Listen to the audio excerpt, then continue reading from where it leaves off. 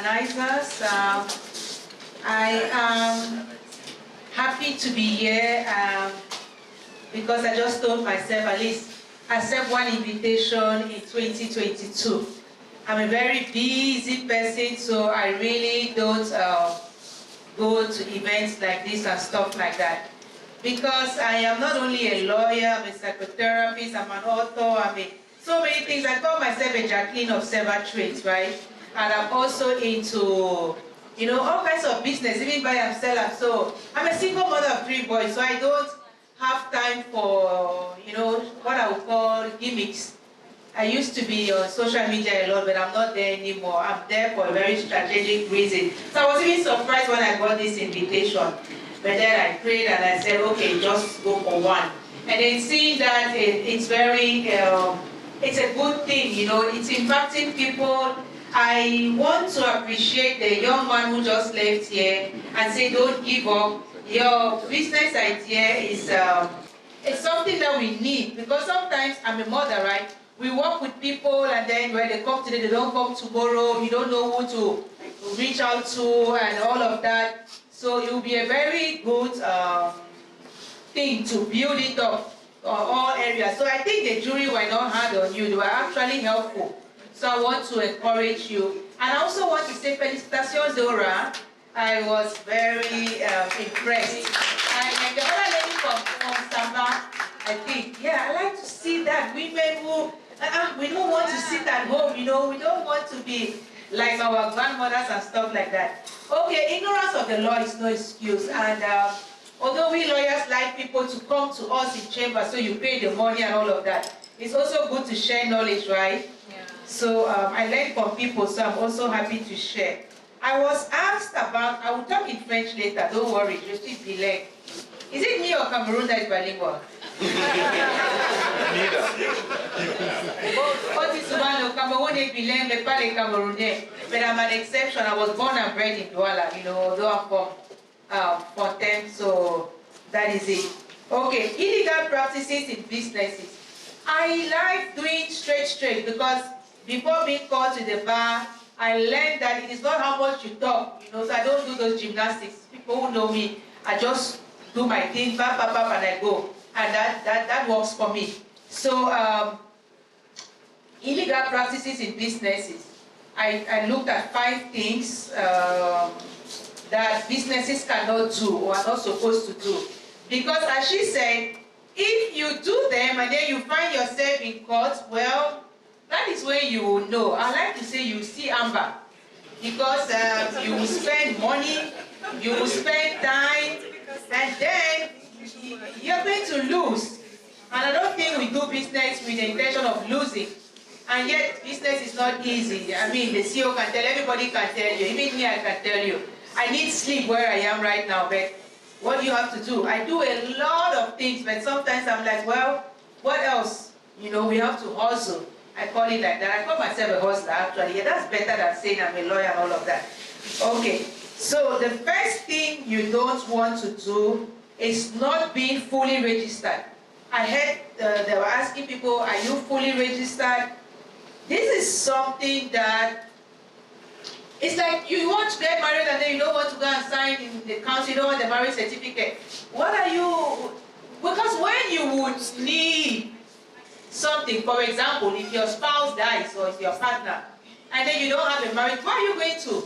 Nobody will have your time, nobody can help you. You have to go and start from there. What will you do? So if you are doing a business and you're not fully registered, then when you will have a problem, for example, somebody is owing you money, somebody passed a command for, I don't know, a carton of wine or stuff, even this hotel, and then they don't pay, what are you going to do? You cannot go to court because the court applies civil law. That means we work with the courts, we work with the laws in place. How are you going, who are you? It's like you don't have a birth certificate. If a child doesn't have a birth certificate, who is that child? You don't have an identity card, who are you? Don't they lock you up? They stop you at the control. So it's very important. The first thing, if you are in the informal sector, they just stay you in the informal sector. But if you want to, for example, attend a competition like this and hope that they can give you the grants. Then they want to be sure that you can be tracked, that you would make good use of that money. You have to show them that you are serious. The first thing to do is, well, be registered. And if you are not, be honest enough to say, I am not yet registered, I am still in the process of registration, right? And that some of that money is actually going to be used for that.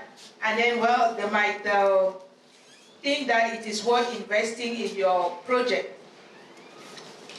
The second thing that we don't want to do, and you work for registration, if you need help, there are many corporate lawyers around. I'm not specialized in corporate law because that's not my passion, you know. You want to also do something that you're passionate about. It doesn't mean that I don't know, but I just don't get involved. It takes a lot of time sometimes. So, but then they're always there on digital social media. You can just type and you can find the addresses of some lawyers. Okay, good. The second thing that you don't want to do is to evade taxes. Somebody talked about taxes, and somebody talked about how you can do not to pay your medical test, you know, maybe go as a blood donor.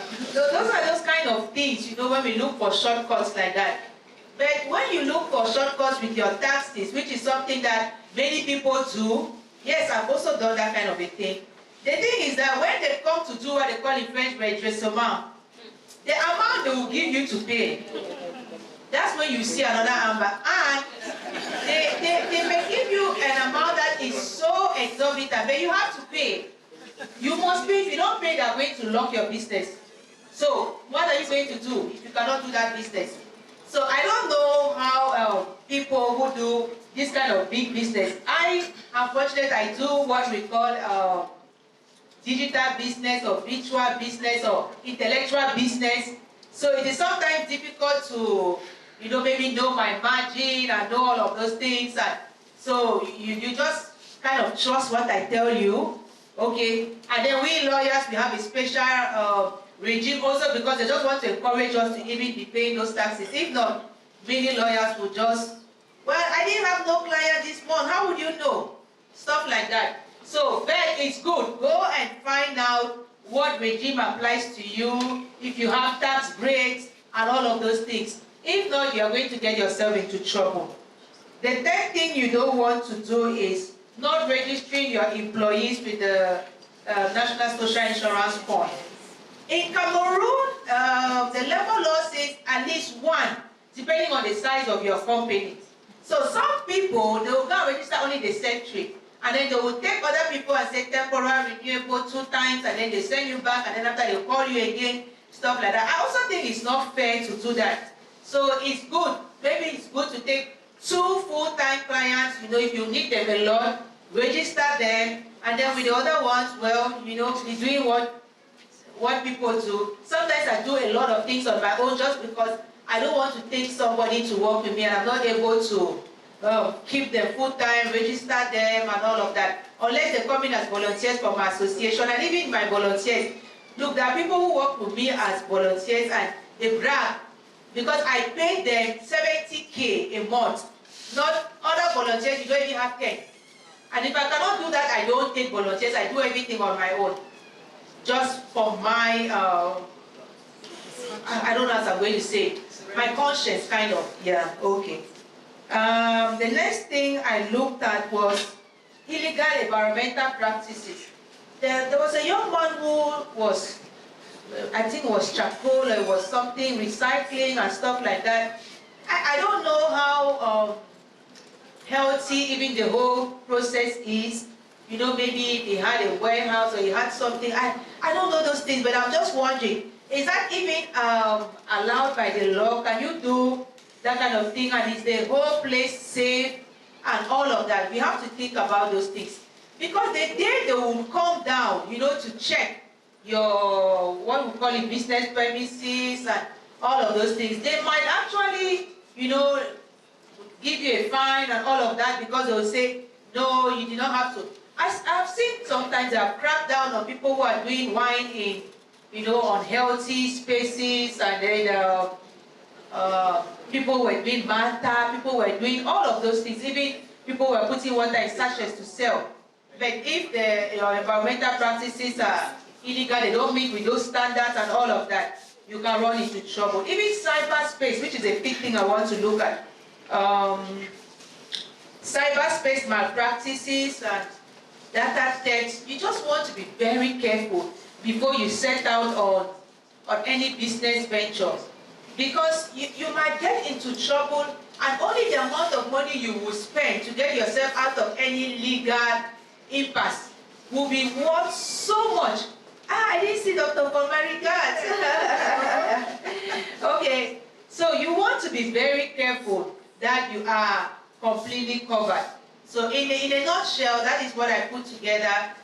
Sometimes people are just excited to start their business, but if you don't lay a proper foundation, no matter how many stories you put on that building, it is susceptible to collapsing, right? Yeah. So you want to even go and seek legal advice, frankly speaking, do feasibility studies, some things like that, so that you don't get much trouble in the end. Okay, let me just say quick something in French. Ok, donc je disais tantôt que il faut prendre du temps pour commencer ses affaires. Parce que quand on ne prend pas du temps et on rencontre des difficultés avec le temps à l'avant, devant, et ça peut nous coûter tellement cher. Et l'ignorance de la loi n'est pas une excuse. Et si on veut un recours devant les tribunaux, donc on doit forcément commencer déjà en sachant quelque chose. Et si on ne connaît pas, il faut qu'on puisse solliciter de conseils juridiques. Il y a beaucoup de gens, beaucoup des avocats, nous sommes dans les milliers au Cameroun maintenant. Donc, tout niveau, c'est vraiment conseillé de le faire. Et je pense que peut-être c'est la raison pour laquelle j'ai accepté cette invitation, parce que franchement, c'est la première de cette année-ci là. Je n'accepte pas, je n'ai pas ce temps-là, je suis tellement occupée. Donc, on m'a demandé de parler sur les pratiques illégaux, ou bien les pratiques qu'on ne doit pas faire si on veut mettre son business sur place. Et moi, j'ai fait mes recherches, je suis sortie avec 5 parce que je ne veux pas parler pour longtemps et on dit quoi? Tourner en rond. Ok, donc la première chose, c'est s'assurer que son entreprise est enregistrée. Et il y a des différents régimes pour des différentes entreprises. Si on veut rester dans l'informel, ok, restez dans l'informel. Et quand vous avez des soucis, réglez vos soucis dans l'informel. Parce que vous ne pouvez pas aller maintenant au tribunal sans avoir ce document-là. Sinon, vous allez devoir recommencer. Et à ce moment-là, ça peut vous coûter 2 fois plus. Voilà la première chose. Et pour être assisté, il y a des avocats partout. Franchement, pour moi, mieux veut prévenir que... oui. La deuxième chose, c'est fuir les taxes. Je ne sais pas comment on dit tax evasion en français, mais bon, quand on essaye de faire comme ça, et, ok, bon. Quand ils vont venir pour le redressement et tout ça, c'est là où vous allez voir ce que j'appelle en bas. Donc, on va vous... Je le sais parce qu'on me l'a fait, on a fait à ma maman parce qu'elle aussi, elle est chef d'entreprise et tout. Et bien sûr, je conseille les clients chaque jour. Mieux partir et expliquer même, on vous donne, je ne sais pas quoi, les moratoires, les choses comme ça, que d'essayer de faire les choses, je ne sais pas, black market kind of way of doing business. Ok. Troisième chose, c'est d'embaucher les gens et ne pas les inscrire à la CNPS. C'est illégal, d'abord, dans la loi. C'est vrai que la loi dit une personne au moins, donc vous pouvez inscrire seulement votre secrétaire.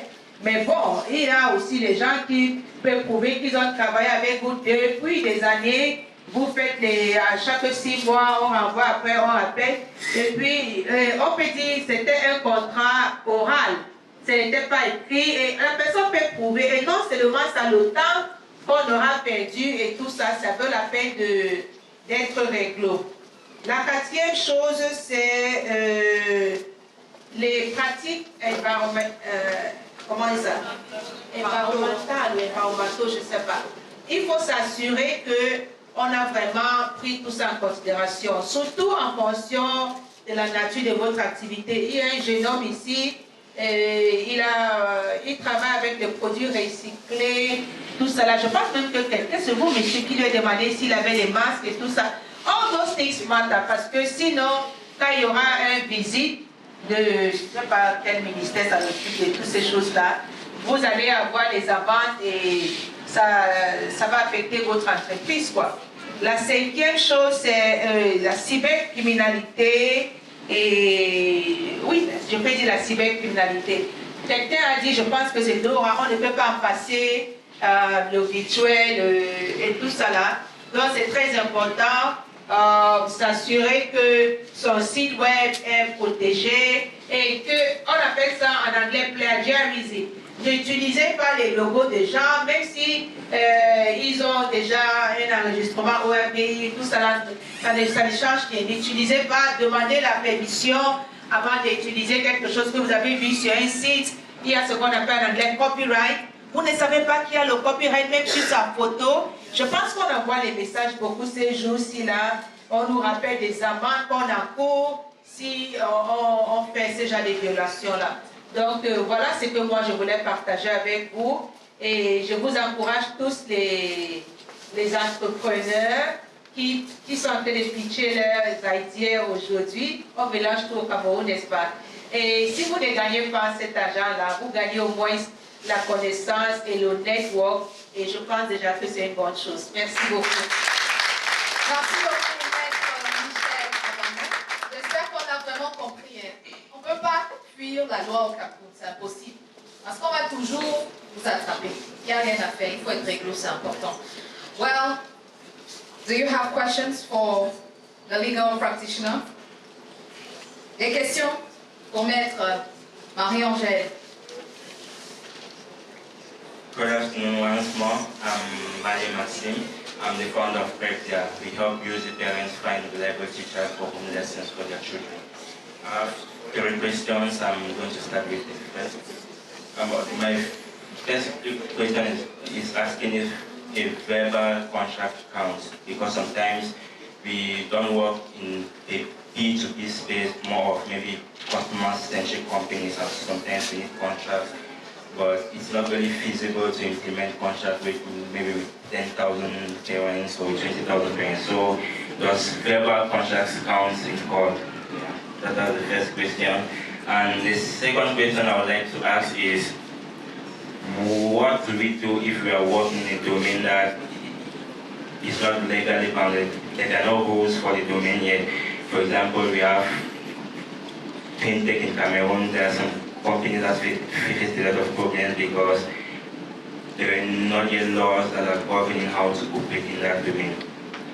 And the third question I would like to ask is, first I would like to understand the meaning of invading tax, and I would also like to understand if it's the same as maybe deferring tax. And I also like to understand if deferring tax maybe to pay another time is a verbal crime or not. Thank you. Thank you. Okay, 3 questions. The first one is about oral contracts, right? Yeah. You know, we can always agree. Everything must not be written down. Yes, it is recognized even in law. People can say, but the thing is, how do you prove it? It will be your word against the other person's word. Okay, you go bring witnesses. Whatever be the case, you are going to have to do the back and forth. And in the end, well, the magistrate will judge depending on the law and his conscience. And you would, if you don't want it, you do an appeal and all of that. So the best thing to do is protect yourself at once. Have something written down. There's no, the legal code doesn't force you, doesn't provide even the exact forms, just provide terms that should be there. But you don't even need to have all of them. And there's no specific amount, there's only a minimum wage. But so there's a lot of things that you can do. Don't be afraid of signing contracts. People are sometimes so afraid. It protects you actually. It's not like it's there to punish you. No, it's there to protect you. Which woman will want to go and stay in somebody's house today? I mean, I cannot. Without a marriage certificate. Do you work there? Yeah, so why would I work for somebody without a contract? Unless I don't mind, you know. But if I mind, no, I would rather have my contract. Even if it's 20,000 francs. Even with my volunteer team organization, we had something. Anyway, I'm a lawyer, so I cannot even do something with somebody without something written. Yeah. The second thing was about working in the e-commerce sector. It's about what? The second question was about operating in a domain that doesn't have any legal bounding. So there are no laws, there are no rules and regulations. Which domain can that be covered? Give an example. A recent example has been fintech. There was some domains that there were some things that like there were no rules on how to operate, and maybe they take it like a normal bank. And then there were some other things that were covered, right? Then I try to maybe try to switch like maybe microfinance. Yeah. Even now we know some fintech that try to operate like a microfinance, even though You want to get legal advice even for those domains. Because if you don't, when you will run into trouble, you will still go back there. So don't look for loopholes in the law. Instead, look for protection by the law. Yeah. And the third one was about what? What is tax evasion? Taxes. Tax evasion. Tax evasion. Yeah, well, I'm not a tax inspector. You know those people. So the best thing to do is just go to them, and then they can advise you. Some of them can even, what they do in Cameroon, so just go to them. Okay, now my question is, just a minute, please. If you have any question concerning taxes, I know we have limited time actually. That's what we do. It's my job actually. If you have issues concerning taxes, you can always get back to me. Okay.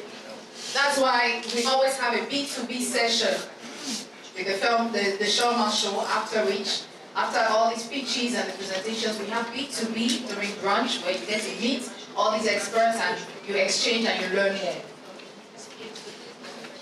okay, my question is, what I face, just as he talks about verbal agreement, I want to know, is there a platform that helps startups? Maybe because sometimes we may have some problems, but to access a lawyer, maybe give a complaint, it's difficult. Just like some prices like 10,000 francs, 30,000 francs, 50,000 francs, the money can be small to someone, but to us startups, it's a very big investment for us. So I want to know if there is anything for us in that. In the contract, there's a clause called settlement of disputes. You can choose that you will settle your own amicably. And if the person agrees, then whatever happens, you must settle it amicably. Don't take it to a lawyer, don't take it to court. If you bring it to me, I'm doing my own business. So I advise you. So if you cannot afford my services, go to someone else, right? So the best thing to do is once see somebody get a good contract, write the things that you really want to be bound by.